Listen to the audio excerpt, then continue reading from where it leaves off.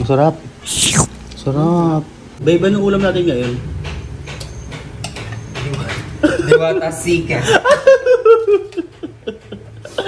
Chicken joy. Kasi hindi tayo makapunta kay Diwata. Kaya magluto na lang tayo muna ng Diwata chicken joy. Wala kang credit. Ay, wala kang ano din. Inspired recipe. Na. Wala kang recipe niya. Inspired. Diwata chicken inspired. Hindi, pumunta na lang tayo doon. No? Secret kung kailan. Hindi. Baka this week. Secret. Naka-excite. Kahit di natin siya makita doon, okay lang. Basta ma-review natin, matikman natin yung Paris niya. Diba? Sikat na sikat niya. Na sikat. Sobrang sikat na sikat. Paris overload. Kahit di natin siya makita doon, okay lang. Ano yung Jenny? Ay, ito. Ay, gagawin mo siyang ano talaga, no, fried chicken, yung may breading, gano'n. Okay.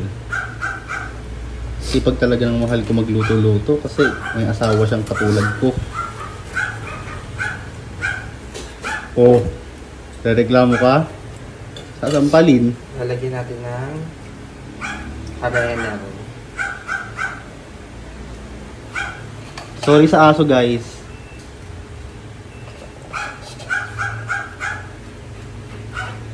Gusto ata ng aso ka challenge. Harin na lang. Ano lasa niyan? Kasi minarinate mo na sa ano? Minarinate ko na siya ng liquid seasoning. Ano pa? Konting patis. Tapos salt. Tapos lalagyan ko pa siya ng pepper. May din man nilalagyan ng pepper. Hindi lalagyan ko yun ng pepper. No? Ayun.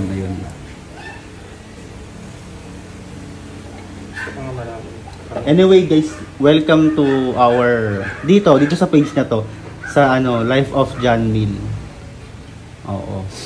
Pinaiksi na lang namin yung pangalan ng second page namin na to para madaling tandaan. Pero ito pa rin yung dati yung second page namin na merong 15,000 followers. Salamat po kay bago pa lang meron ng 15,000 followers sa second page namin. Follow nyo na to guys at palagi kayo manood dito. Dito nyo makikita yung mga content na hindi prank. At yung mga content na hindi nakakabwisit. Kung baga mga pribado namin buhay, dito nyo mapapanood. Lagyan ko din siya ng paprika. Ano lagyan mo ulit, sorry? Paprika. Para saan naman yung paprika? Pampalabas pa ng mga spice. Ano ba? Hindi ba yung maanghang? Hindi. Sorry, hindi kasi ako ano dyan, pamilyar. Yun talaga paglaki sa hirap. Hindi ko kasi siya guys makamay kasi nga mainit. Mainit ang? Chicken. Pinakuluan ko pa. Pinakaluan mo yung manok? Oo. Bago mo i-marinate sa seasoning, patis, tsaka sa... Kasi sobrang init niya. Oo. Pero lulutong ba yan? Palulutong mo ba yan? Oo. Gagawa ako ng butter. Okay.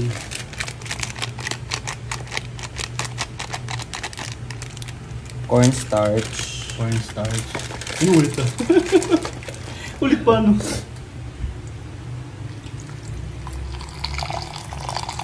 Tubig. Sabihin mo yung ano mo. Tapos nilagyan ko lang ng tubig, halu-haluin. Tapos lalagyan ko ng harina para lumaki. Kumagayin yung malutong niya na breading, ganun. Oo. Sana, ano ko lang siya guys, invento ko lang.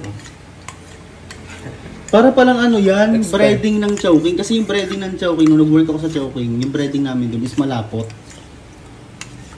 Malapot yung sinasawsawan.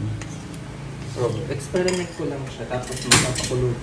Iinitin na natin yung kawali.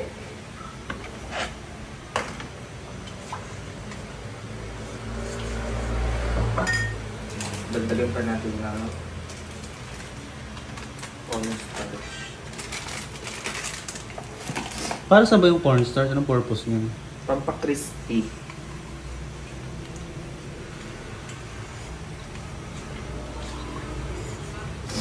Pwede nyo rin naman lagyan ng itlog kung gusto nyo. Ako di ako naglalagay ng itlog kasi mabilis siya masunog.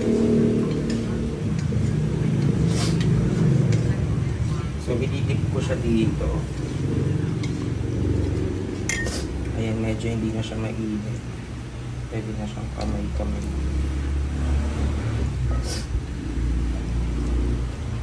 Huwag na kayong maarte guys, kami lang din naman kakain eh. Pakasya ba yun dito sa malukong na to? Ang liit. Kasi yan.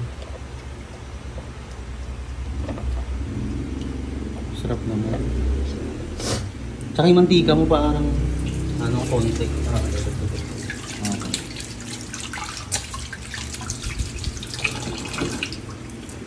Go. Ano to? Tapos dadagdagan ko yung mantika. So pag mainit na yung kawali. Ay! Ano yun? Kala ko yung pumutok hayop.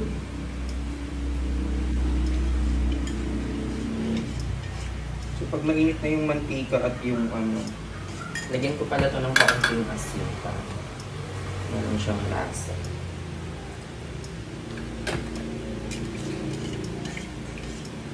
Idip ko lang siya dito.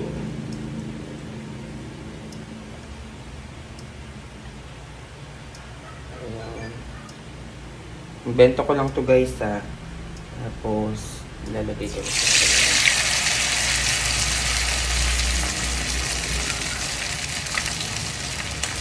Sana mag-burn.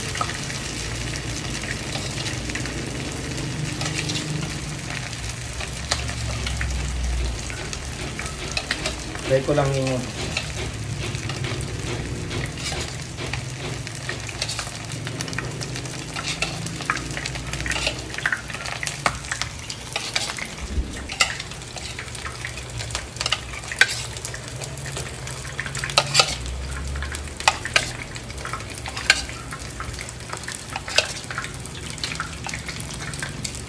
then ito namang isa.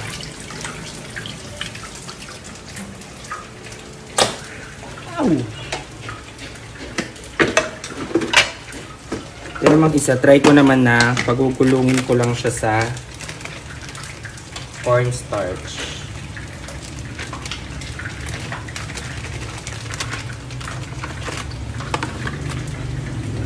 Na may konting salt.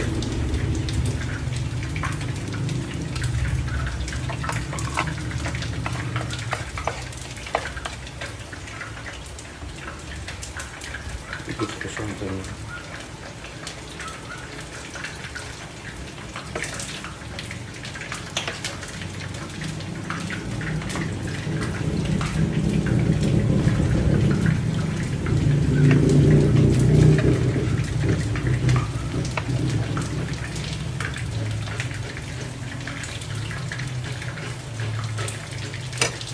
Tapos, lagay ko na siya dito.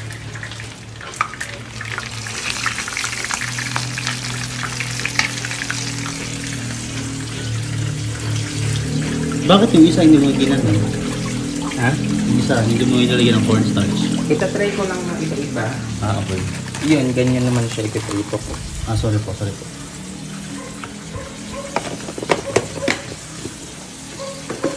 Para iba-iba ang katake. Hello. Itong mga isda ng pusa natin, ano to, ba't nandito pa? Wala silang kalabasa na pala. Oo nga, ba't di ba sinasalang to? Lalagyan ko na kahit walang kalabasa. Oo, wala silang kakainin. Ulang mo yan sa kanila. Kahit naalis, kakain sila ngayon. Mamayang hapon na lang. Hindi, pakainin mo lang ng tanghali, wala. Kukunin ko na yung... Ito yung dinip ko dun sa... Ay, hindi pa pala. Konti pa. Hilaw pa? Ha? Ito yung dinip ko sa may crispy fry. Sa may... Ano ba to? Cornstarch. Magkakaiba sila ng kulay. Ito yung dinip ko dun sa may butter na cornstarch saka harina. Una kong sinalang. Ito yung nakamarinate lang siya sa... Yung nakamarinate lang, wala siyang cornstarch, pero meron siyang konting flour.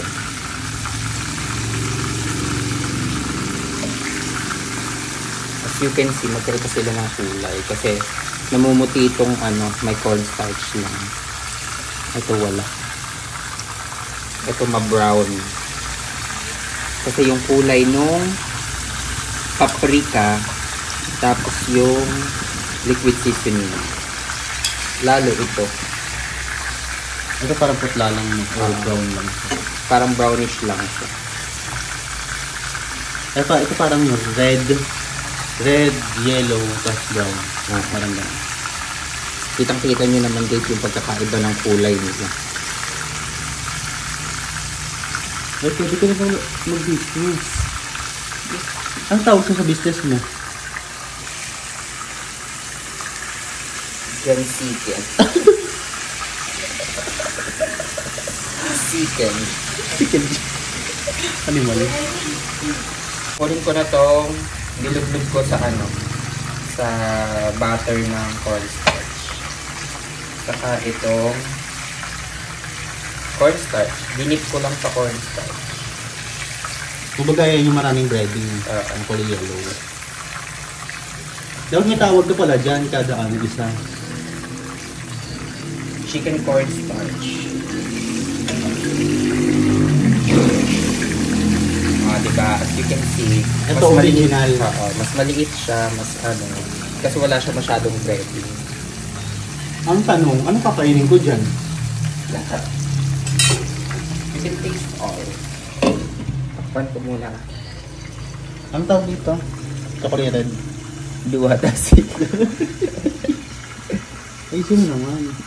Ano yan? Fried chicken, with cornstarch butter. Ito Di ba medyo mga tapos may paprika? Parehas. Lahat naman may paprika. Ano lang? Ay, lahat may paprika pati ito? Ito naman, fried chicken in cornstarch. Ito isa? Fried chicken in butter cornstarch. Butter chicken. Hindi. Ano? Butter cornstarch. Hindi yun yung butter na mantikilya. Hindi yung ganun na. Ano ba talaga pangalan ng mga yan? Basta chicken. Ang haba ng pangalan, may explanation pa. Hindi siya masyadong ito naman hindi masyadong cornstarch. Tinatanong mo kasi. Tayo na pangalan ng chicken yan. Ang haba ng pangalan na. Hindi masyadong kinornstarch yan. Ito may paprika. Hayop. So yun guys, kakain na po kami. Ito na yung finished product na ginawa ni Bill. Maniwala kayo, sobrang sarap niyan. Na-try ko na yan dati. So ito yung jowa ni Empoy. Sa mga may mabubuting puso po, tulungan po natin siya dahil may karamdaman po siya. Kinupkup po namin siya dahil wala na po siyang pamilya. May siyang karamdaman. Meron po siyang malubang karamdaman. Ayun po si Jenny Lynn. Sa meron pong mabubuting puso, send nyo lamang po sa aming GCash ang tulong po sa kanya. Gino-joke ko lang po si Jenny Lynn, pinapatawa ko lang siya kasi sa sobrang hirap ng pinagdadaanan niya sa buhay, kailangan po niya patawanin. Grabe ang pinagdadaanan. Sabi ko nga sa kanya mag-vlog na siya kaya lang di pa siya nag-i-start, pero may page na siya, OA ng Bulacan. OA ng Bulacan yung pangalan ng page, pero di pa siya nag-i-start, di ba? Nakakagigil. Mabait yan si Jenny Lynn, kaya namin siya kinupko. Uy, hindi. Kain na tayo guys. Ay, gagawin natin, titikman mo to, tapos titikman ko yung titikman natin yun. Tikiman, time pala ito. Titikman ko muna to. Hindi wata sito.